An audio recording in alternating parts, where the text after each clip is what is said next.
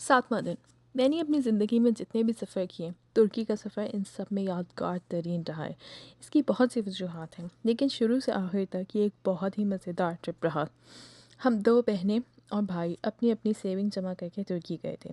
हमने वाकई बहुत एंजॉय किया।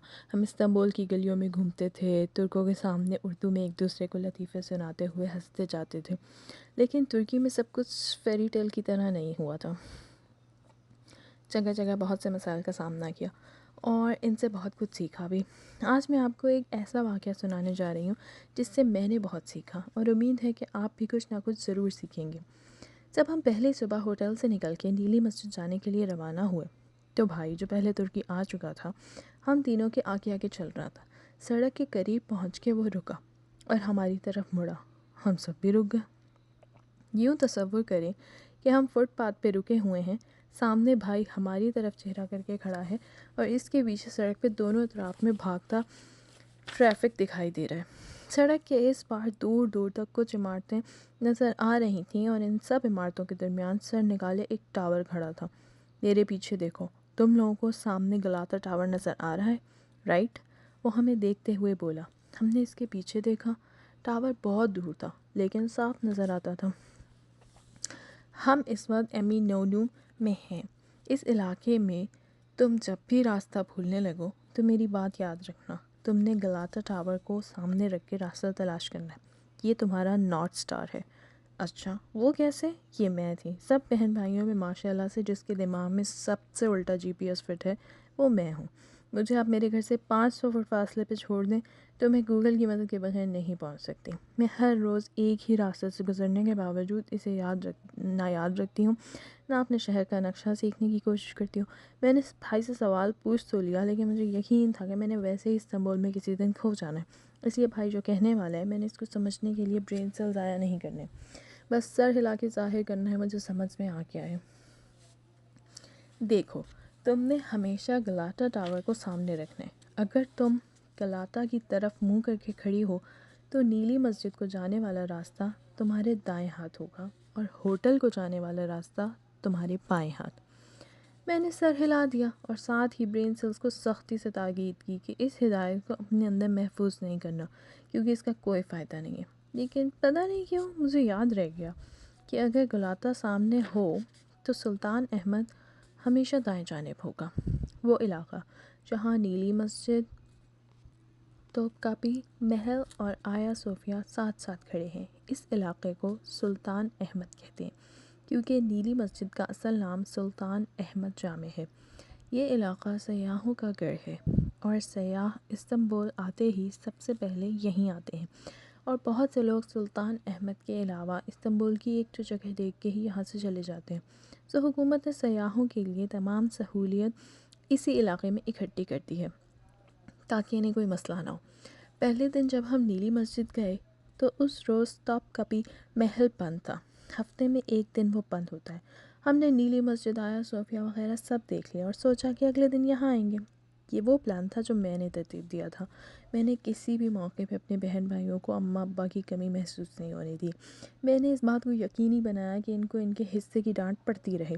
ये ना करो, वो ना करो, उफ इतने पैसे क्यों खर्च कर रहे हो, नहीं ये महंगा है, हटो यहाँ से। सारे टाइम टेबल मैं बनाती थी। पैसे कितने खर्च करने हैं और ज़्यादा खर्च हो जाने पे सबको खूब सुनानी है। गर्ज ये सारी सड़ी हुई खसूसियात पूरा ट्रिप मेरे साथ रहीं।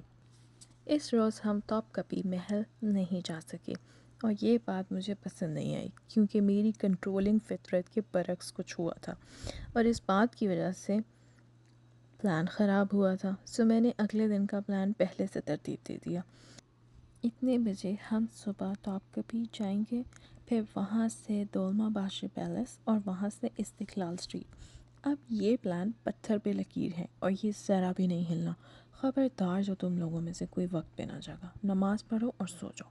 अगली सुबह हम होटल से निकले और वॉक करते हुए बस स्टॉप तक गए। सामने सड़क थी और उसके पार दूर कहीं गलाता टावर इमारतों से सर निकाले खड़ा था। भाई ने कहा कि आज हम ट्रैम के बजाय आम बस से जाएंगे। वो नॉर्मल बस का ट्रैम से किराया वगैरह का फ़र्क चेक करना चाह रहा था। इसको वैसे भी रास्ते एक्सप्लोर करने का शौक़ है और मुझे प्लान पे पक्के रहने का। اب آپ تصور کریں، ہم دو لڑکے سڑک کنارے بس کے انتظار میں کھڑے ہیں۔ کلاتا ہمارے سامنے ہے اور ہم نے اس بس کو پکڑنا ہے جو دائیں طرف لے کر جائے۔ ایک دائیں جانب کو جاتی بس سٹاپ پہ رکی تو بھائی نے پوچھا، ٹاپ کپی پیلس؟ ڈرائیور نے کہا، آپ سڑک کی دوسری جانب جائیں، وہاں جو بس آئے گی وہ ٹاپ کپی جائے گی۔ میں نے گردن اونچی کر کے سڑک کے دوسری طرف دیکھا، وہاں ٹریفک بائیں جانب کو جا رہی تھی۔ پھر ٹاپ کپی پیلس کیسے جائے گی؟ نمرا، ان باتوں پہ ہم نے اتنا دماغ خرچ نہیں کرنا، ہمارا دماغ زیادہ اہم باتوں کے لیے ہے، مثلاً اپنے بہن بھائیوں کی زندگی مزید کیسے اجیرن کرنی ہے۔ میں نے سر ہلا کے تمام خیالات کو جھٹک دیا۔ بھائی نے قریب چلتے ایک راہگیر سے پوچھا، اس نے بھی کہا کہ ٹاپ کپی کی بس دوسری سمت سے ملے گی، تو ہم سڑک عبور کر کے دوسری جانب چلے گئے۔ اب یہاں جو بھی بس گزرتی وہ بائیں جانب جا رہی تھی۔ خیر مجھے راستوں کا نہیں پتہ چلتا، بھائی جو فیصلہ کر رہا ہے ٹھیک ہی کر رہا ہے، میں سوچ کے مطمئن ہو گئی۔ ایک بس رکی، بھائی نے ڈرائیور سے پوچھا، ٹاپ کپی پیلس؟ ڈرائیور نے ایوت ہاں کہہ کے دروازہ کھول دیا۔ ہم بیٹھ گئے، بس چل پڑی گلاتا سے بائیں جانب۔ میں نے سر جھکا کے بھائی سے پوچھا، ہم نے گلاتا سے دائیں کی طرف جانا تھا نہیں؟ ہاں میں بھی یہی سوچ رہا تھا، لیکن میرا خیال ہے یہ آگے جا کے یو ٹرن لے گی، سب کہہ رہے ہیں تو ایسا ہی ہوگا۔ وہ بھی تھوڑا کنفیوز تھا، لیکن خیر میں مطمئن ہو گئی، یہ میرا مسئلہ نہیں تھا۔ بس چلتی گئی، یو ٹرن نہیں آیا۔ ایک سٹاپ پہ مسافر اترنے لگے۔ ہم سب کے فون میں جی پی ایس آن تھا۔ میں نے نیلی مسجد کی لوکیشن لگا کے چیک کیا، جی پی ایس کہہ رہا تھا کہ ہم نیلی مسجد سے دور جا رہے ہیں، مگر بس یو ٹرن نہیں لے رہی تھی۔ بھائی نے پھر ڈرائیور اور ایک مسافر سے پوچھا کہ بس ٹاپ کپی ہی جا رہی ہے نا؟ سب نے کہا ہاں بھائی، آخری سٹاپ ٹاپ کپی ہی ہے، یعنی بس آخر میں کہیں سے بالآخر یو ٹرن لے گی۔ ہم مطمئن ہو گئے۔ بس آہستہ آہستہ خالی ہونے لگی، سفر طویل ہونے لگا۔ بالآخر ایک سٹاپ پہ بس رک گئی، آخری مسافر اترا اور اس کے بعد ڈرائیور نے اپنی نشست چھوڑی اور کھڑے ہو کے ہماری طرف مڑا، ہمیں دیکھا اور دونوں ہاتھ اٹھا کے زور سے انگریزی میں بولا، سٹاپ، فنش، تمام، اور باہر نکل گیا۔ ہم سب انتظار کرنے لگے کہ وہ واپس آئے گا اور ہمیں یو ٹرن لے کر تھوپ کبھی لے کر جائے گا، مگر وہ کچھ دیر تک واپس نہیں آیا۔ ہم خالی بس میں پریشان بیٹھے رہے۔ پھر ہم باہر نکلے، اب کیا دیکھتے ہیں کہ ہم ایک بس سٹاپ پہ کھڑے ہیں اور وہاں بہت سی بسز رکی ہیں۔ بھائی نے کنفیوژن سے ایک بندے کو روک کے پوچھا کہ ہم نے ٹاپ کپی جانا تھا، یہ بس والا ہمیں یہاں کہاں لے آیا ہے؟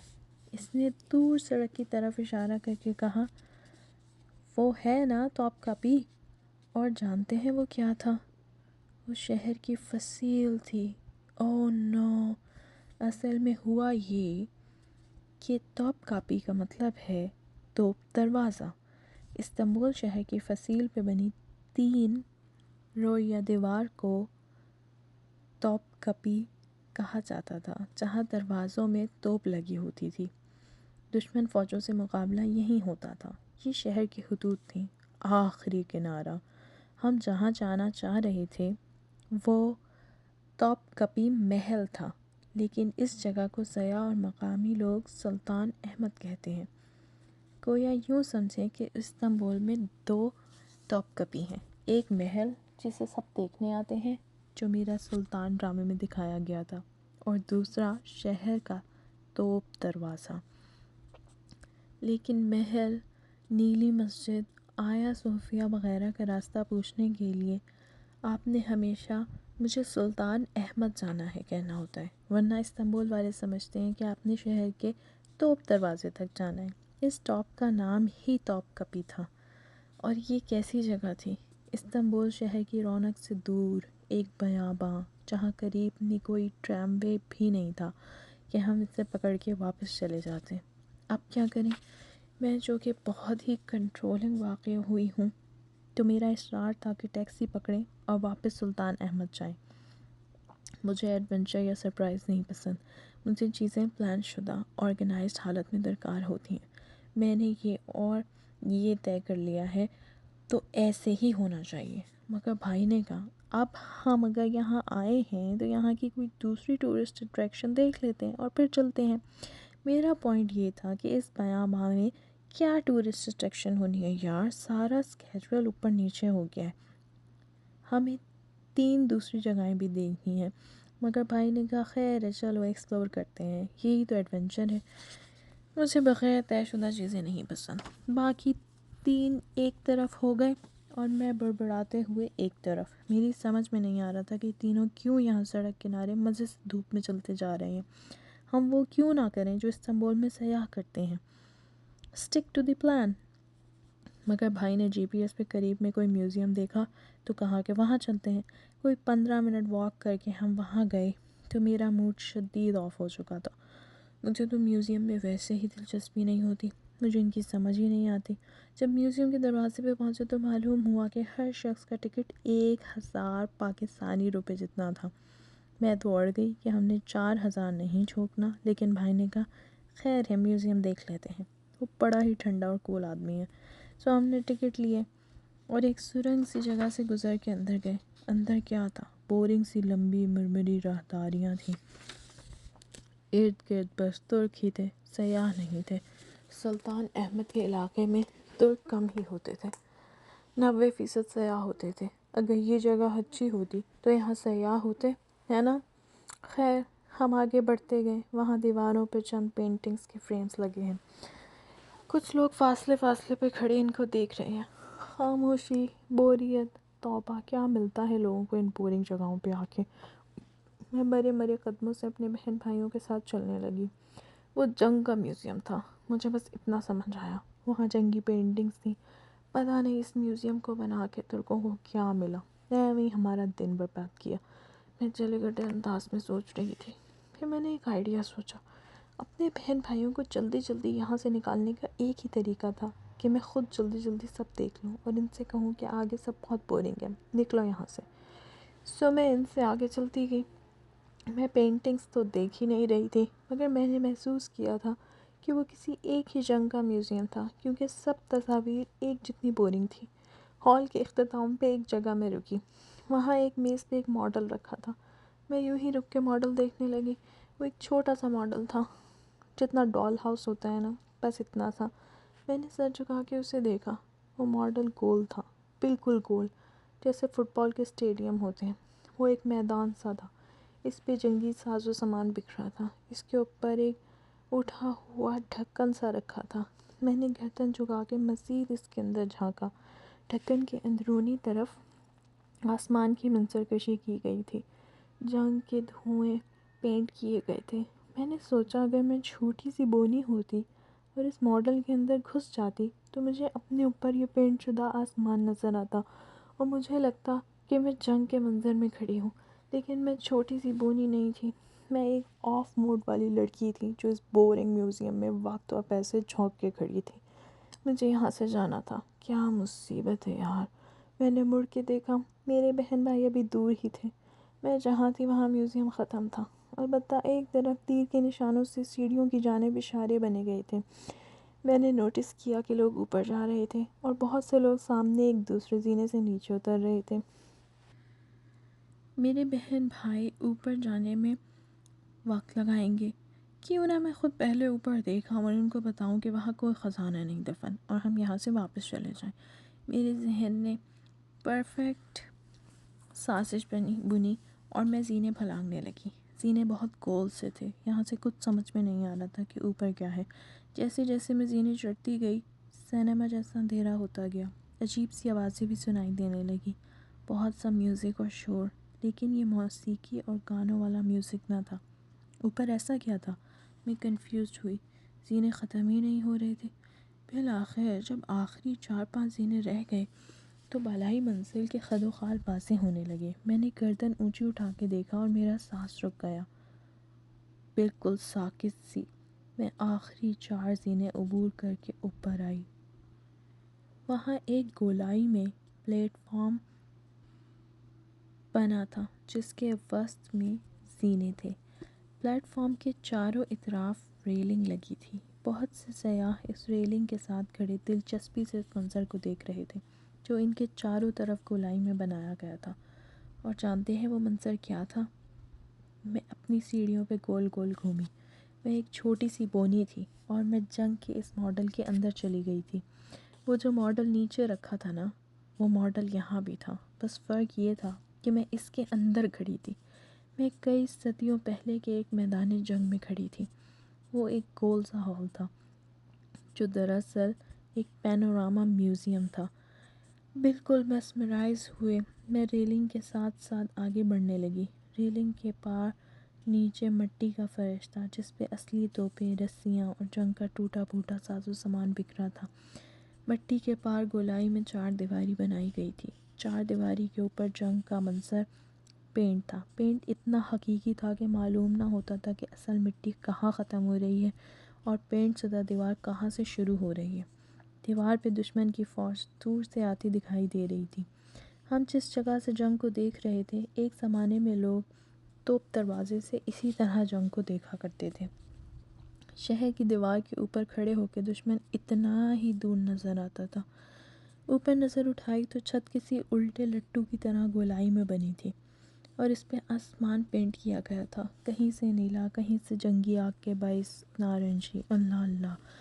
میں ریلنگ پہ آگے بڑھنے لگی۔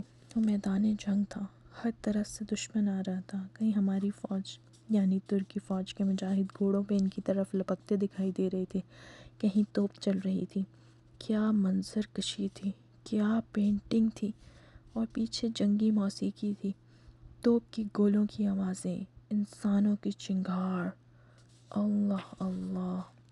استنبول کتنے ہی سیاح جاتے ہیں لیکن اس پینوراما میوزیم کے بارے میں سیاحوں کو علم ہی نہیں ہے۔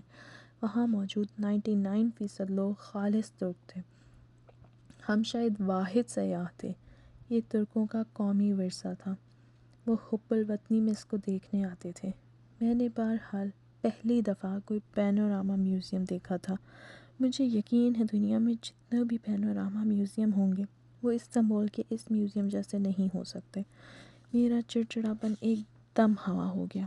میں تیزی سے نیچے بھاگی، یو ٹرن لیا اور اپنے بہن بھائیوں کو یہ کہہ کے بلایا کہ جلدی سے اوپر آؤ، پیسے پورے ہو گئے۔ وہ اوپر آئے تو ان کی بھی آنکھیں کھلی کی کھلی رہ گئیں۔ ہم لوگ کسی اور ہی دنیا میں تھے اور یہ چیز بالکل سرپرائزنگ تھی۔ نہ ہم نے اس کے بارے میں پڑھا نہ سنا تھا، سو اس تجربے کو کوئی بدلنا تھا۔ ہم کتنی ہی دیر اس گول چبوترے پہ ادھر سے ادھر گھومتے رہے اور تصاویر بناتے رہے۔ بے شک ہمارا پلان خراب ہو گیا تھا اور ہمارا اسکیجول ہل گیا تھا، لیکن ہم نے بعد میں جا کے بورنگ سا توپ کپی محل بھی دیکھ لیا اور بورنگ مگر عالی شان دولما باشے بھی، اور ہم خوش تھے۔ مجھے نہ توپ کپی محل پسند آیا، نہ نیلی مسجد، نہ آیا صوفیہ۔ دولما باشے تھوڑا بہت اچھا لگا۔ بیوقتا بہت زیادہ اچھا لگا۔ وہ ایسا ہی تھا جیسے میں نے جنت کے پتے میں لکھا تھا، لیکن سب سے زیادہ مجھے استنبول میں یہ پینوراما میوزیم پسند آیا تھا۔ میری اس کہانی کو چھوڑ کے ہم آپ کی کہانی کی طرف واپس آتے ہیں۔ کل ہم نے ایک چیز طے کی تھی کہ ہم صبح جلدی جاگیں گے۔ میں آج جلدی جاگی ہوں، آپ کا نہیں معلوم۔ اگر آپ جلد نہیں اٹھ سکے تب بھی آپ کے پاس نئی عادت بنانے کے لیے کل کا دن ہے۔ ہر دن ایک نئی زندگی کا آغاز ہوتا ہے۔ ہر دن آپ کے پاس چوائس ہوتی ہے کہ کیا آپ نے پہلے جیسا رہنا ہے یا بدلنا ہے۔ اور ہم نے صبح خیزی کی عادت کیوں اپنانی ہے بھلا؟ تاکہ ہم اپنے ٹالے ہوئے کاموں کو کر سکیں، تاکہ ہم پروکریسٹینیشن کے چکر کو توڑ سکیں۔ لیکن ہم پروکریسٹینیٹ کیوں کرتے ہیں؟ کسی دوسری چیز کے سٹریس اور دیگر وجوہات کے باعث۔ میں نے اوپر درج واقعہ کیوں سنایا یہ میں بعد میں بتاؤں گی۔ پہلے ہم ان ظاہری وجوہات کی بات کرتے ہیں جن کے باعث ہم کسی کام کو ٹالتے رہتے ہیں۔ پروکریسٹینیشن بعض دفعہ صرف سستی سے جنم لیتی ہے۔ اس کا حل خود کو اس کام پہ مجبور کرنا ہوتا ہے، جیسے ایگزام کے لیے پڑھائی کرنا یا کسی ڈیڈ لائن کے قریب آنے پہ خود سے زبردستی کام کروانا۔ ہمیں زبردستی اسی لیے کرنی پڑتی ہے کیونکہ ہم نے وقت پہ کام نہیں کیا ہوتا، اور ہم وقت پہ کام اس لیے نہیں کرتے کہ ہمارا دل نہیں چاہ رہا تھا۔ اسی کام کو کرنے کا دل کب نہیں چاہتا؟ جب ہم یہ بھول جاتے ہیں کہ ہم کام کر کیوں رہے تھے۔ جی ہاں، کام کے سٹریس اور مشقت میں آپ اس کام کو شروع کرنے کی اصل وجہ بھول چکے ہوتے ہیں۔ وہ دلچسپی اور جوش ٹھنڈا ہو چکا ہوتا ہے۔ آپ خود کو یاد کروانا پڑتا ہے، اس کام کے نتیجے پہ پھر سے یقین کرنا پڑتا ہے۔ یقین ایک انویسٹمنٹ ہے، جتنا ڈالیں گے اتنا ہی اچھا نتیجہ آئے گا۔ جیسے میں لکھتے لکھتے بیزار ہو جاتی ہوں اور کئی دن نہیں لکھ پاتی تو اپنے ریڈرز کے پاس جاتی ہوں، فیس بک یا انسٹاگرام پہ ایک پوسٹ لگاتی ہوں تاکہ میرے ریڈرز مجھے یاد کروائیں کہ میں بطور رائٹر ان کی زندگیوں میں کیا کردار ادا کرتی رہی ہوں، کیسے میرے الفاظ نے انہیں ہمت دی، کب کب اللہ تعالیٰ نے انہیں میرے الفاظ کے ذریعے اندھیرے سے نکالا۔ میرے ریڈرز مجھے وہ تمام باتیں یاد دلاتے ہیں جنہیں میں بھول چکی ہوتی ہوں۔ یوں میرے اندر توانائی پھر سے بڑھ جاتی ہے اور میں لکھنے لگ جاتی ہوں۔ جس کام کو آپ ٹال رہے ہیں، اس پہ پھر سے یقین کرنے کے لیے اپنے عزم کو ازسر نو زندہ کرنا ہوگا۔ اس کام کے بارے میں ایک دفعہ پھر اپنے دل کو فیسینیٹ کرنا ہوگا جیسے وہ پہلی دفعہ ہوا تھا۔ اگر پڑھائی نہیں ہو پا رہی تو یاد کریں کہ آپ پڑھ کیوں رہے تھے۔ کیوں چاہیے یونیورسٹی کی ڈگری؟ کیونکہ اس دنیا میں ڈگری کے بغیر نہ گزارا ہے نہ عزت۔ اچھے گریڈ سے پاس نہیں ہوں گے تو کیا کریں گے؟ خاندان میں چند نکمے لڑکے لڑکیاں تو ہوں گے نا، ان کو یاد کریں۔ ان جیسا بننا ہے کیا آپ نے؟ وہ بہت کم لوگ ہوتے ہیں جن کا داؤ بنا اعلیٰ ڈگری کے بھی چل جاتا ہے، لیکن محنت وہ بھی کمال کرتے ہیں۔ لوگ کہتے ہیں بھائی اسٹیو جابس ہو یا بل گیٹس یا فیس بک والا مارک زکربرگ، یہ سب ہارورڈ سے باہر کر دیے گئے تھے، یہ ڈراپ آؤٹس تھے، انہوں نے دنیا بدل دی حالانکہ ان کے پاس ڈگری نہیں تھی۔ جی بالکل، یہ ڈراپ آؤٹس تھے، لیکن یہ بھی تو غور کریں کہ کہاں کے ڈراپ آؤٹس تھے۔ یہ ہارورڈ کے ڈراپ آؤٹس تھے، اور ہارورڈ تک پہنچنا کتنا مشکل ہے۔ یہ کسی عام سے اسکول کے ڈراپ آؤٹس نہیں تھے، کچھ تھا تو ہارورڈ پہنچے تھے نا، اور جو انہوں نے کمایا وہ شدید محنت کے بغیر ممکن ہی نہیں ہوا۔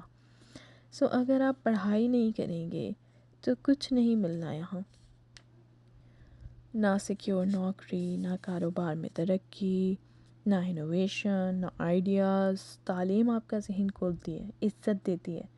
سو واپس اس وجہ تک جائیں جس کے باعث آپ اس کام کو شروع کیا تھا۔